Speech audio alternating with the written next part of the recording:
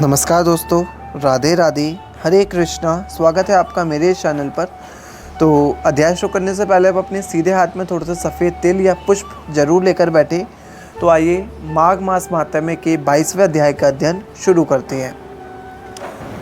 हे राजन, महर्षि लमोश के यह वचन सुनकर वेद नीति ने प्रार्थना करते हुए कहा, हे भगवान, उस धर्म का शीघ्र कथन कीजिए जिसके करने से इन बच्चों की मुक्ति हो सके। हे राजन, वेद नीति के वचन सुनकर लोवेश जी कहने लगे, हे विप्र, यह सब बच्चे यदि हमारे साथ माघ स्नान करें तो इनका उद्धार अवश्य ही होगा, इसमें संदेह नहीं। क्योंकि शाप और पापों की शांति किसी तीर्थ पर माघ मास में स्नान करने से ही हुआ करती है। इतना ही नहीं, शास्त्रकारों का कथन है कि माघ स्नान से 7 जन्म के किए हुए पाप और वर्तमान के भी पाप नष्ट हो जाते हैं, और मुनीश्वरों को जिस पाप का कोई भी प्रायश्चित दिखाई नहीं देता वह भी पुण्य तीर्थों में स्नान करने से नष्ट हो जाता है। हे मुनीश्वर, अब मैं आपके सामने यह बताता हूँ कि किन किन पुण्य तीर्थों में माघ स्नान करने से किन किन पुण्य फलों की प्राप्ति होती है। हे राजन, नैमिषारण्य में माघ स्नान करने से भगवान विष्णु का सायुज्य और पुष्कर राज में स्नान करने से ब्रह्मा का सायुज्य प्राप्त होता है। कुरुक्षेत्र में माघ स्नान करने से इंद्रलोक की प्राप्ति होती है। देव सरोवर में स्नान करने से योग सिद्धि के फल की प्राप्ति होती है। हे ब्राह्मण, इसके संबंध में मुझे एक छोटा सा विस्तार याद आ गया है, वह मैं तुमको सुनाता हूँ, ध्यानपूर्वक से सुनो। पुराने समय में अवंती नामक नगरी में एक वीरसेन नाम का बड़ा धर्मात्मा राजा राज्य करता था।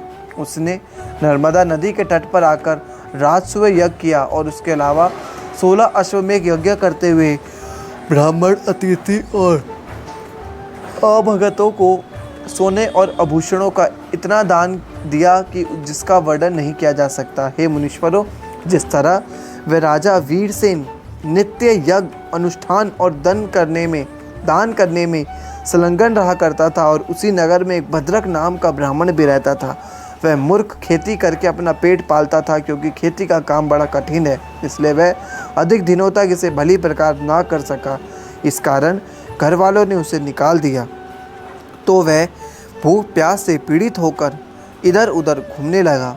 एक दिन की बात है कि तीर्थ यात्रियों का एक दल प्रयागराज को जा रहा था, सो वह ब्राह्मण भी उसके साथ हो लिया और मार्ग में हरि कथा सुनता हुआ प्रयागराज में पहुंच गया। वहां जाकर उसने माघ मास की एकादशी से लेकर केवल 3 दिन स्नान किया, और जो कुछ वह श्रद्धानुसार दे सकता था मेहनत मजदूरी करके दान दिया, और परमेश्वर का चिंतन करता हुआ माघ महात्म्य को ध्यान लगाकर श्रवण किया। इतना ही नहीं, उसने जब सब तरह के दुष्कर्मों को सदा के लिए तिलांजलि देते हुए निर्णय किया कि मैं जन्म भर हिंसा, चोरी, जारी, ईर्ष्या, द्वेष और चुगली आदि पाप कर्म सपने में भी नहीं करूँगा। भिक्षा मांगना, दान लेना और जीवना, इनका सर्वत्र परित्याग कर अपनी भुजाओं के कठिन परिश्रम से निर्वधा करता हुआ सदैव परोकार में लगा रहूँगा। ये मुनीश्वर, ऐसा करने के कारण वह ब्राह्मण न केवल अपनी नगरी में ही बल्कि प्रांत भर में श्रेष्ठ गिने जाने लगा। वह सब तरह के भोग और ऐश्वर्यों का स्वामी हुआ। इसके बाद वीरसेन और वह ब्राह्मण दोनों एक ही मृत्यु को पाकर स्वर्ग को चले गए। इंद्रलोक में मैंने आप जाकर दोनों की समान गति देखी, और वह वहाँ पर उन अनेक तरह के दिव्य भोगों को उपभोग करते हुए चले गए। इसलिए प्रयागराज में माघ स्नान करने का यह फल है। अब एक पिशाच मोचन इतिहास आपके सामने वर्णन करता हूँ, ध्यानपूर्वक होकर सुनो। तो जो भी वो पिशाच आज का अध्ययन है वो आपको अगले अध्याय में सुना जाएगा। तो आज के लिए इतना ही। मिलते हैं 23वें अध्याय के साथ, जिसमें आपको पिशाच राज का इतिहास सुनाया जाएगा। तो 23वें अध्याय का जरूर वेट करिएगा। आज के लिए इतना ही, फिर मिलते हैं अगले एक वीडियो के साथ। जब तक बोलते रहिए हरे कृष्णा। धन्यवाद।